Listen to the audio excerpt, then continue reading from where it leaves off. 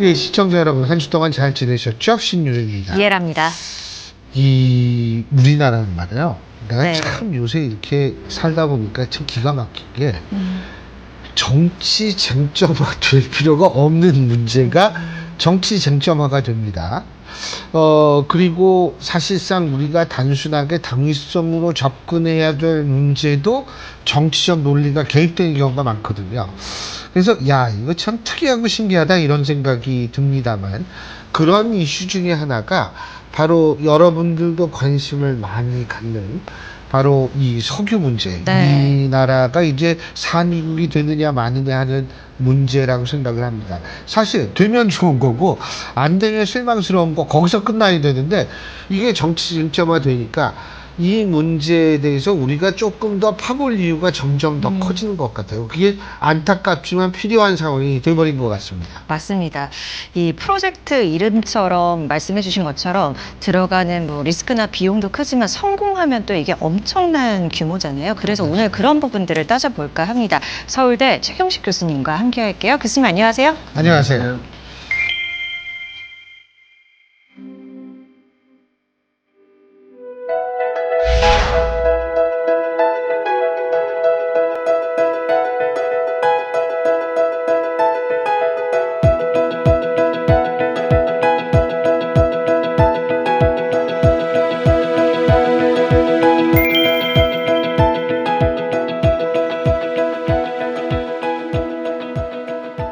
아니, 솔직한 얘기로 저는 간단하게, 아니, 기름 나오면 좋은 거고 안 나오면 안타까운 건데, 이게 지금 이렇게 되기 때문에 우리가 좀 깊숙하게 들어가 볼 필요가 있을 것 같은데, 뭐 이거 가지고 별 얘기가 다 나오잖아요. 근데 제가 이게 잘 몰라요. 액트지오. 자, 제가 교수님께 첫 번째 여쭤보고 싶은 게 뭐냐면, 이쪽 분야의 회사들은 원래 그렇게 규모가 크지 않고 빠르게 이합 집산을 통해서 프로젝트 베이스로 이렇게 일을 하는 그런 시스템입니까? 일단 지금 액트지오처럼 컨설팅 회사들은 예. 사실은 슐럼버저나 할리버튼처럼 초대형 그런 네. 기업에서부터 개인이 혼자서 석유에서 있다가 은퇴해가지고 자기 기술 또 경험 가지고 자문을 해주는 그런 기업들까지 다양한 스펙트럼에 걸쳐서 상당히 많은 회사들이 있습니다. 그래서 액트지오가 특이하게 저런 회사가 어떻게 이런 석유공사와 같은 큰 기업에 대한 기술 자문을 하느냐, 그런 표현도 사실은 적절하지는 않고요. 그래서 지금 액트지오처럼 해석을 하는 그런 기업들은 규모에 상관없이 다양한 종류가 있다, 그렇게 이해하시면 되겠습니다. 그러니까 뭐 이렇게 크기 가지고 얘기할 건 아니다, 이 말씀이신 것 같아요. 그렇습니다. 그죠? 예. 그 성공 가능성 20%이 발표 관련해서 이 성공 가능성은 좀 표준화한 기준으로 우리가 뽑을 수 있는 수치가 아닌가요? 좀 주관적이라고 볼 수 있는 건가요? 왜냐하면 이제 말씀하셨던 업체별로, 그리고 그것 프로젝트를 담당하는 사람별로 해석의 영역도 있는 건가? 이렇게 생각이 들어서요. 그 성공 가능성, 뒤에 성공 말고 뒤에 가능성에 주목을 하시면 지금 단계에서는 직접적인 자료는 없고 간접적인 기술 자료 가지고 추정을 하는 겁니다. 그래서 우리가 석유가 있으려면 뭐 기본적으로 4-5가지 조건이 반드시 하나라도 결격 사유가 생기면 안 되고 반드시 각각이 성립이 돼야 되는데, 직접적인 자료가 없다 보니까 간접적인 자료 가지고 좋다, 보통이다, 또는 안 좋다, 매우 안 좋다, 이렇게 정성적인 평가를 내리거든요. 그러니까 추정이 들어가는 거죠.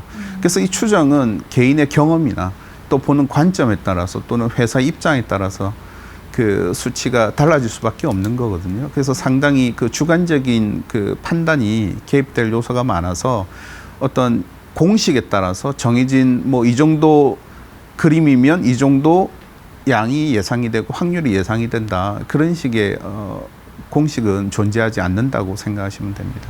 근데 지금 그럼 20%면 좋다, 나쁘다, 뭐 그저 그렇다, 뭐 이 어느 정도에 해당되는 겁니까? 일단 그 엑선모빌의 가야나 광고가 이제 16%라고 하고 우리 동해 광고가 20%라고 하니까 산술적으로 보면 동해가 훨씬 좋은 것처럼 그렇게 판단을 하실 수도 있지만, 사실은 직접적인 비교가 어려운 게 지역이 다르고 또 평가한 사람들이 다르고 평가한 자료가 다르기 때문에 거기서 말하는 16%하고 우리나라에서 액트지오사하고 석유공사가 이야기한 20%를 같은 무게를 두고 판단하는 것은 좀 무리가 있다, 그렇게 보시면 됩니다.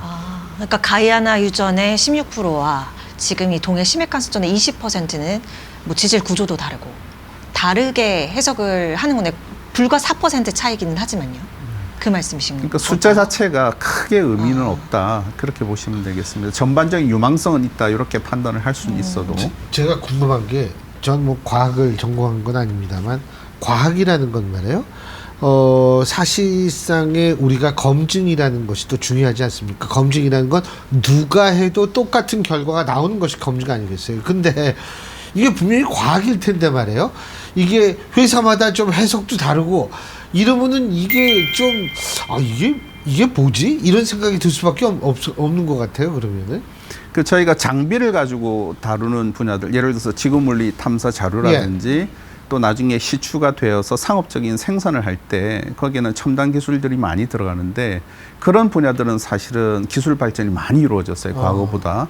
근데 그 사이에 지금 액트지오의 사이에 그 아브레오 박사처럼 해석을 하는 사람들, 저처럼 퇴적학이나 이런 증삭을 하는 사람들 같은 경우는 사실은 땅속의 지질을 제대로 아는 게 거의 불가능하다 보시면 됩니다. 저희가 땅속의 지질을 알기 위해서는 시추라는 작업을 해야 되는데 많은 국민들이 그 구멍 하나 뚫는데 1,000억이나 드냐 이런 놀라움을 갖고 계시잖아요. 그만큼 돈도 많이 들어가지만 그러한 구멍을 뚫었다 하더라도 땅속에 있는 지질을 우리가 단번에 알 수 있는, 시추 자체는 하나의 점에 불과하기 때문에 그 전반적인 사항들을 알기 위해서는 많은 노력들이 필요한데 그게 현실적으로 불가능하다 보니까 저희가 어떤 경험치나 저희 어떤 지적 역량들을 근거로 해서 저류층의 어떤 특성을 우리가 평가하는 그런 저류층 특성화 작업을 하게 되거든요. 그래서 이 과정은 우리가 성공률 20%냐 80%냐 80%의 방점을 둘 것이 아니라 실제 그 땅속의 지질을 이해하는데 근본적인 한계가 있다는 점만 이해를 하시면 좀 납득이 가시지 않을까 생각이 듭니다. 그 일반 이제 관점에서 보면요, 국민의 그냥 시선에서 보면 그 호주 우드사이드라는 업체가 일단 철수했다. 요 단어 자체로도 민감하게 반응을 할 수밖에 없는 부분이거든요. 이 부분 관련해서는 어떻게 생각하세요? 그러니까 이게 1단계부터 4단계, 그 두 번째 단계 정도의 우드사이드가 원래 하는 건데 거기서 이제 안 했다라는 걸로 저는 받아들였거든요. 어떻게 봐야 됩니까? 이렇게 철수하는 게 좀 이례적인가요? 아니면은 어떻습니까? 뭐 이례적이다 아니다 그 판단은 뭐 평가하기는 좀 어려운 단계고요, 지금은. 근데 우드사이드라는 회사 자체가 호주의 굴지의 석유 회사고 상당한 기술 인력과 또 역량을 가지고 있습니다.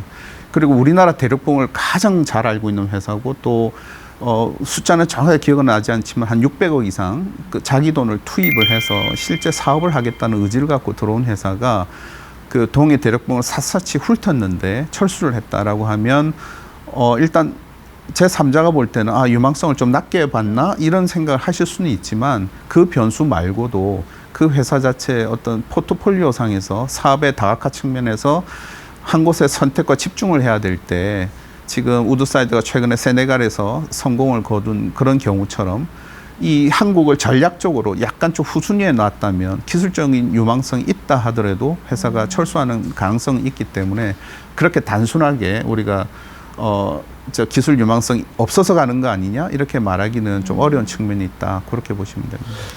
그 아브레우 이분이 원래 유명하신 모양이죠? 네, 코로나 이전에는 제가 미국에서 이제 석유 지질학회나 이런 데에서 그분 발표하는 것들을 제가 여러 차례 뵀었고요. 예. 개인적인 친분은 없지만 이분이 이제 엑손 모빌 또 그 이전에 페트로브라라고 이제 브라질 국영석유 회사에서 심해 탐사 광구 또 물리 탐사 자료를 가지고 해석하는 일에 대해서 상당한 경험과 또 지적 역량을 가지고 있고요. 또 이분이 여러 논문도 이제 작성을 했고 또 이분이 대중 강연이나 이 교육에 상당히 특화되어 있는 분이기도 합니다. 그래서 상당히 학계에서는 지명도가 높은 그런 분 중에 한 분이다, 그렇게 이해하시면 됩니다. 판단한 근거가 있을 거 아니에요? 혹시 교수님도 그런 자료를 보신 적이 있으십니까? 제가 이제 석유공사나 또 제가 대학에 가서도 예. 이런 그 어떤 뭐 이름을 밝힐 수는 없지만 예, 기업을 그럼요. 대상으로 해서 많은 평가를 했었는데요. 예. 사실은 지금 아브레오 박사가 그 동해 가스전, 동해 심해 탐사 광구에 대한 기술 자료를 검토한 내용은 실제 내용을 봐야만 알 수 있어서 어떤 식으로 평가를 했는지 제가 알 방법은 없지만 일단 지금 7개 유망 구조를 도출했다고 하고 각각 유망 구조별로 아마 위험도를 다 다르게 평가했을 걸로 추정이 돼요. 그래서 이건 어디까지나 주관적인 또 해석의 영역이기 때문에 실질적으로 그 자료를 직접적으로 보지 않는 한 그분이 어떻게 판단했는지는 저희가 추측하기는 좀 어렵다고 보여지고, 또 설사 그 자료를 본다 하더라도 그분과 또 자료를 보는, 뭐 예를 들어서 제가 본다 그러면 제가 보는 관점에 따라서 그 해석의 차이가 있을 수 있다, 그렇게 보시면 되겠습니다. 그 발표, 정부 발표도 그렇고요. 워낙 갑론을박이 이어지고 있는 상황이니까 공사 쪽에서 내놓는 거든 정부 쪽에서 내는 거든 그 부분도 그렇고, 아브레우 곰은 와서 얘기한 부분에서 있어도 이 부분은 조금 더 얘기를 해줬으면 좋았을 텐데, 이런 부분 있으셨어요? 개인적으로는 아쉬운 부분이 상당히 많이 있습니다. 그래서 상당히 많으세요. 네. 전 국민들을 대상으로 어떻게 보면 석유지질학의 기본을 가르치는 그런 측면에서는 또 솔직히 왜 저렇게까지 하나, 그런 이제 아쉬움은 있었는데요. 어쨌거나 그분이 뭐 상세하게 설명하려다 보니까 여러 가지 제가 볼 때는 좀 무리한 그런 비유도 드시고 했다는 생각이 드는데, 기본적으로 본인의 판단이, 제가 개인적으로 궁금한 거는 본인의 판단이 석유공사의 판단과 얼마나 비슷하고 달랐는지, 그리고 국내외 전문가들한테 이제 교차 검증을 했다고 하는데 그 교차 검증의 범위라든지 내용이 어떤 것인지가 상당히 궁금하거든요. 그래서 그런 내용이 있어서는 언급을 안 하셨기 때문에 아마 뭐 국민들이 좀 궁금해하시는 부분이 있지 않나, 그렇게 생각을 하고 있습니다. 근데 뭐 이 아브레우 고문이 하는 액트지오라는 회사가 포스코하고도 뭐 일을 같이 한 모양이에요? 뭐 그렇게 알려져 있는데요. 일단 포스코는 국내 대륙봉에서도 오랜 기간 동안, 그러니까 포스코 인터내셔널이죠. 네. 이전에 이전엔 대우 인터내셔널이었는데 그 회사는 이제 미얀마에서도 우리 동해처럼 심해 탐사 광구를 하고 있습니다. 그래서 아마 그 사업 때문에 이분하고 같이 일을 했는지 그건 제가 아는 바는 없지만, 어쨌거나 그 포스코 인터내셔널은 상당히 그 심해 탐사 광구의 전문성을 갖고 있는 회사라서 아마 이분의 지명도를 아마 그 회사의 그 사업의 평가 과정에서 활용한 것이 아닌가, 그렇게 추정을 하고 있습니다. 그 아브레우 곰은 얘기했을 때 탄화수소 발견되지 않은 리스크는 있다, 이렇게 말을 했잖아요. 그게 어떤 의미예요, 구체적으로? 그러니까 보통 이렇게 뛰어들 때 발견되지 않으면 안 하는 게 맞는 거야? 이게 일반 관점에서 그냥 그렇게 생각할 수 있거든요, 교수님. 이거 어떻게 봐야 돼요? 저도 처음에 그 표현 들었을 때 이제 통역하시는 분 통해서 제가 이제 글로만 봤을 때 이해가 잘 안 갔었는데요. 나중에 보니까 석유공사가 우드사이드하고 이제 같이 사업을 하면서 2공을 시출을 했었는데 다 이제 실패가 됐고, 또 석유공사 단독으로 그 이후에 한 공을 더 뚫었는데 거기서도 또 실패를 했습니다. 근데 3공 다 이제 우리가 석유를 또는 가스를 생산하려면 기본 핵심적으로 4가지 근원함이 있어야 되고, 또 저류함이 있어야 되고, 또 덮개가 있어야 되고, 구조가 있어야 되고, 이런 것들을 일반적으로 이야기를 하는데 구멍을 뚫고 보니까 석유나 가스의 냄새가 안 나는 거죠. 그러니까 무슨 이야기냐면 근원함이 있다라고 추정은 했지만 그곳으로 이동을 안 한 것인지 아니면 그 지역에 근원함이 없었다는 건지.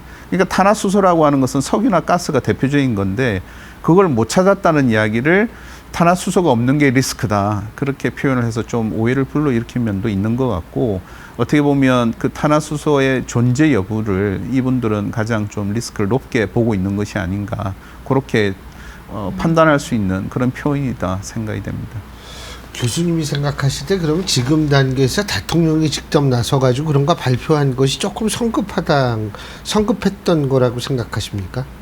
일단 그 아브레우 박사가 그 질문을 받았을 때 그 트럼프라든지 부시 또 그 오바마 대통령이 예를 들었지만 조금 비유가 잘못됐다는 지적이 대단히 많죠? 제가 볼 때는 조금 포인트가 어긋난 비유였다고 생각이 드는 게, 그분들은 어떤 정책적인 방향, 예를 들어서 오랫동안 그 보호지역으로 묶여있는 지역들을 이런 당위성을 갖고서 그 보호지역을 해제하고 시추하겠다라고 하는 정당성을 부여할 때 이야기를 했지, 구체적인 아주 자세한 사항을 이야기한 적은 없었거든요. 그런 맥락에서 볼 때 이번에 그 우리 대통령께서 말씀하신 거는 상당히 구체적인 뉘앙스, 또 구체적으로 좀 숫자를 언급하시고 또 희망을 방점을 두어서 표현을 하신 부분들이 상당히 이례적이었기 때문에 그런 부분에 있어서는 상당히 저는 이제 그런 발표를 접해 본 적이 없어서 약간은 좀 당황스러웠달까 그런 생각을 좀 했었습니다. 크고 작은 계약들이 다 이제 순차적으로 이루어졌다는 전제하에 이제 시추가 만약에 예를 들어서 7월 달에 이루어진다고 하면 그것이 최소한 한 두세 달? 근데 동해같이 그 수심도 깊고 또 환경 자체가 겨울이 되면 대단히 작업하기가 어려운 그런 환경인 경우는 날씨에 따라서 또 영향을 많이 받기 때문에 그리고 무엇보다도 안전사고가 없는 상태에서 진행이 돼야 돼서 상당히 아마 신중하게 사업을 진행할 것 같은데 그러면 최소한 두세 달은 그냥 지나가야 된다고 봐야 되겠죠. 그래서 12월에 시작한다 하더라도 내년 봄쯤에나 저희가 결과를 알 수 있을 것 같고 보통은 이게 이렇게 뉴스가 될 일이 아닌데 이제는 온 국민들이 아시다 보니까 시추가 만약에 진행이 되면 그 경과에 따라서 많은 뉴스들이 쏟아지지 않을까 그렇게 생각을 합니다. 20%라는 게 뭐 예를 들면 5개 박으면 하나 나와야 될 거 아니에요? 그런 의미 아닙니까? 아닌가요? 그 20%라는 이야기도 사실은 그 5공 중에 하나가 나온다. 예를 들어 우리가 주사위 던지면 6번 던지면 하나는 특정 숫자가 나온다. 이런 판단으로 이해하시는 분들이 많은데 그렇지 않고요. 상당히 추정에 추정을 더한 거기 때문에 또 각 그 구조마다 유망성이 다 다르게 평가되어 있습니다. 그래서 물론 5번을 시추하면 한 번이 나올 가능성은 있다. 이렇게 표현하는 거는 뭐 이해가 되지만 보장이 되는 것처럼 나올 가능성이 높다. 이렇게 가치를 부여하는 거는 상당히 좀 무리가 있다. 그렇게 이해하시면 되겠습니다. 교수님 말씀 중에 이렇게까지 뉴스가 될 일이 아닌데, 그러니까 지금 단계에서라고 말씀을 하셔서 제가 궁금한 게 98년에, 그러니까 저희가 발견 안 했던 게 아니지 않습니까? 그때는 분위기 기억나세요? 이때 98년이요? 예. 나이 차이가 있어서 그렇지만 저는 78년이 기억이 납니다. 그때랑 비교했을 때. 그러니까 동해 가스전 같은 경우에 이제 석유공사가 국내 대륙봉에서 처음으로 이제 성공한 건데 그게 이제 아마 2004년인가 그때 상업적인 생산을 처음 시작했을 거예요. 근데 그 전에 실패를 많이 했죠. 많이 하고 그 당시만 해도 기술 인력이라든지 또 역량이 부족했었으니까. 근데 구조를 발견한 다음에도 사실은 그때 논란이 많았던 게 그때 그 생산 단가가 너무 높았어요. 그래서 우리가 뭐 우리랑 관계가 좋은 카타르나 이런 데서 다 수입하면 싸게 들어오는데 왜 비싼 돈 주고 우리가 개발해야 되냐. 그런 경제성 논란. 우리가 대규모 국책 사업할 때마다 그런 경제성 논란이 불거지곤 하는데 그런 과정을 뚫고 결국은 투자금 대비 2배 이상의 수익을 올리는 그런 성과를 올렸지 않습니까? 그래서 처음 하다 보면 상당히 도전도 많고 장애물이 많다.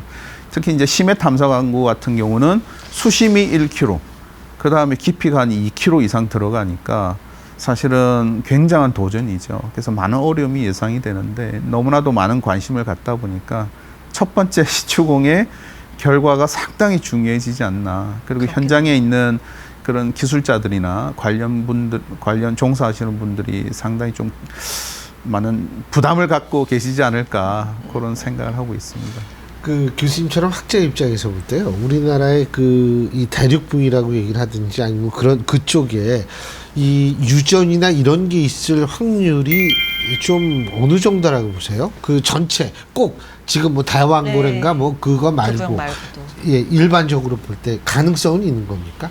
네, 일단 옛날에는 다 육상에서 검은 불이 나오는 게 저게 뭐냐 해서 불을 붙여봤더니 그게 석유였고 그걸 다 이제 개발을 하고 나니까 이제 대륙붕과 같은 얕은 바다로 갔고 이제 얕은 바다도 이제 거의 끝나서 지금은 대부분 다 깊은 바다로 갑니다. 그래서 2010년 그때부터 보면 굉장히 많은 탐사를 하다가 2017년에 그때 저유가 시대가 왔을 때 한때 이제 그 탐사 활동이 이제 돈이 안 되니까 경제성이 안 나오니까 줄어든 적은 있지만 그 이후에 다시 지금 심해 탐사에 열을 올리고 있거든요. 그래서 심해라는 환경은 원래는 모래가 안 쌓이는 환경인데 이제 해수면이 낮았을 때는 모래가 쌓일 수 있는 환경이 만들어집니다. 그래서 모래가 한번 쌓이게 되면 규모도 크고 상당히 대규모로 구조가 발달될 수 있는 지역들이기 때문에 우리나라 동해뿐만 아니라 전 세계 대양이 사실은 굉장한 잠재력을 갖고 있다. 그렇게 이제 볼 수가 있죠. 근데 우리 동해는 이제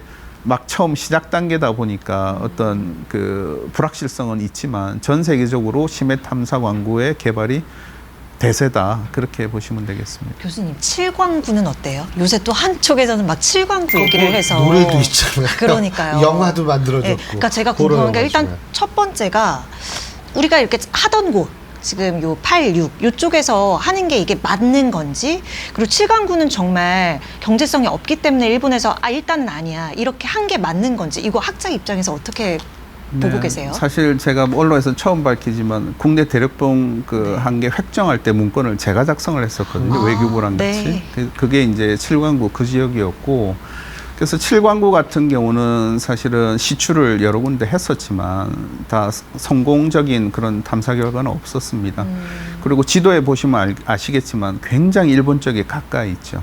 그래서 칠광구 설정할 당시만 해도 일본이 우리나라가 이렇게 잘 살 줄 모르고 같이 협력하자는 차원에서 그렇게 공동 개발을 위한 네. 광구 설정을 했었는데, 말씀드렸다시피 그 심해 이런 광구에서는 어디나 가능성은 크고 작건 간에 가능성은 있다. 그래서 우리나라 주변의 대륙붕이고 또 우리나라 주변의 심해 퇴적 환경이라면 어떻게 보면 우리가 역량이 있고 또 국가적으로 또 가용한 자본이 있을 때 그 가능성을 타진해 보는 것은 하나의 좀 의무가 아닐까, 이제 그런 생각을 해봅니다. 그 일본이 지금 일단은 거기서 철수한 거 아니에요? 칠광구에서? 안 하겠다. 안 일단은 하겠- 지금 중지. 근데 내년부터 그거를 뭐 이제 아예 종료 선언을 내년에 할 수 있다고, 단독으로 할 수 있게끔 그렇게 알고 있는데요. 네, 어떻게 보면 네. 간단하게 이야기하면 일본은 이제 시간을 끄는 전략을 쓰고 있는 거죠. 그래서 그 조약에 보면 같이 공동으로 저쪽하고 일본하고 우리가 같은 스탠스를 갖고 해야만 개발한다는 그런 조항이 있기 때문에 일본이 만약에 거기에 응하지 않는다면 한국 단독으로 할 수 있는 그런 것들이 가능하지가 않거든요. 그러다 보니까 일본은 뭐 무심한 척 그 시간을 기다려서 특정 시간이 지나면 이제 그 칠광구 관련된 그런 협정, 공동개발 협정이 종료되는 시점까지 기다렸다가 다시 대륙분 경계 획정을 통해서 자기들의 유리한 위치를 그 선점할 선점한 것이다. 다음에 추진하지 않을까, 그런 생각을 해봅니다. 거기도 과거에는 탐사를 해봤을 거 아닙니까? 칠광구라는 데도요. 그죠? 그럼 그때는 몇 퍼센트 정도, 우리가 이게 단순하게 생각하기 위해서 여쭤보는 건데, 그거는 지금 뭐 대왕고래인가 거기보다 확률이 높았었나요? 정확한 제가 숫자는 예. 모르겠습니다만은 그 동해 대륙붕이나 심해 탐사 광구보다는 자료가 그렇게 많지는 않습니다. 그리고 상당히 오래전에 했던 네, 그런 네. 자료라서 지금 저희 우리나라가 갖고 있는 그런 기술이라든지 또 인력을 투입했을 때 최근에 이제 지질자원연구원에서 탐해 3호가 이제 또 만들어져서 이제 활동을 하게 되는데, 그런 장비를 가지고 이제 자료를 획득해서 처리하다 보면 아마 과거에 보지 못했던 그런 구조나 또 유망성을 판단할 수 있는 단서가 나오지 않을까, 그렇게 생각을 합니다. 그 교수님께서 이제 전문가로서 사실 이게 쓰잘데없이 정치화된 부분이 분명히 있거든요. 그렇기 때문에 중심을 잡는다는 차원에서, 교수님 같은 학자가 중심을 잡는다는 차원에서 우리 국민들이 현명하게 어떻게 생각하고 어떤 식으로 이것을 바라봐야 하는지 좀 조언을 해주신다면 어떻게 말씀하시겠어요? 네, 지금 이 문제가 사실은 과학의 영역이고 어떻게 보면 그 기술의 해석의 어떤 그 차이, 그러니까 옳고 그름이 아니라 나하고 얼마나 비슷하냐 다르냐, 이걸 평가하는 그런 단계에서 어떻게 보면 그 외부적인 요인들이 너무 많이 개입이 돼서 조금 본질이 흐려진 그런 부분이 있다고 생각합니다. 그래서 지금 아브리오 박사가 어떤 해석을 내놨는지, 또 제가 개인적으로 궁금한 우드사이드랑 얼마나 입장 차이가 달랐는지, 그 부분을 뭐 핵심적인 자료는 내놓지 않더라도 정황상 그걸 이해할 수 있는 그런 어떤 정부에서 노력을 해서, 뭐 정부에서도 자료 공개를 검토하신다고 하니까, 그래서 그런 부분에 대한 오해를 빨리 불식시키고 현장에 있는 분들이 최선을 다해서 탐사 성공률을 높이기 위한 그런 노력을 경주하는데 좀 하나 힘을 좀 모아야 되지 않느냐, 그런 생각을 하고 있습니다. 내년 봄까지만 기다리면은 어느 정도의 가시적인 뭐 어느 정도는 좀 가시화되지 않을까요? 그게 그죠? 아까 내년 봄이라고 말씀하셨는데. 근데 사실은 있다 없다가 중요한 게 아니고 많이 나와야 됩니다. 지금 아. 심해 탐사 왕구는 사실은 그 사이즈, 규모가 크고 또 경제성이라는 허들을 넘기 위해서는 상당히 큰 규모가 나와야 되기 때문에 그래서 뭐 흔적이 나왔다고 해서 우리가 좋아하거나 흥분할 일도 아니고 뭐 안 나오면 상당히 우리가 실망스럽겠지만 내심 좀 큰 규모로 좀 양질의 좀 가스라든지 또 뭐 석유가 나오면 더 좋겠지만 그런 것들이 좀 나와줬으면 하는 그런 바람을 갖고 있습니다. 네. 알겠습니다. 참 이 땅속 얘기를 하니까 굉장히 답답해요. 근데 뭐 땅속만 답답한가요? 지금 땅 위에 있는 정치도 엉망인데요. 예, 알겠습니다. 저희가 좀 더 합리적이고 이성적인 시각으로 바라봐야겠죠. 오늘 말씀 잘 들었습니다. 고맙습니다. 고맙습니다. 네. 네. 요새 우리나라에서 제일 필요한 것이 합리적이고 이성적인 대응이 아닐까 싶습니다. 모든 면에서요. 지금 문제가 되고 있는 의대 정원 확대 문제로 둘러싼 의료계와 정부와의 갈등, 이거 역시도 합리성이 필요한 부분이 아닐까라는 생각이 들고요. 정치 자체도 사실 마찬가지 아닌가 이런 생각이 듭니다. 이럴 때일수록 우리 국민들이 중심을 잘 잡아야겠죠. 네, 그 합리성을 더 찾아가는 시간이었던 것 같아요. 그 마음속에 혹은 머릿속에 떠오르는 궁금증 여러분께서 해소할 수 있는 시간이었다고 생각합니다. 저희는 다음 시간에 인사드릴게요. 함께해 주신 여러분 고맙습니다. 고맙습니다.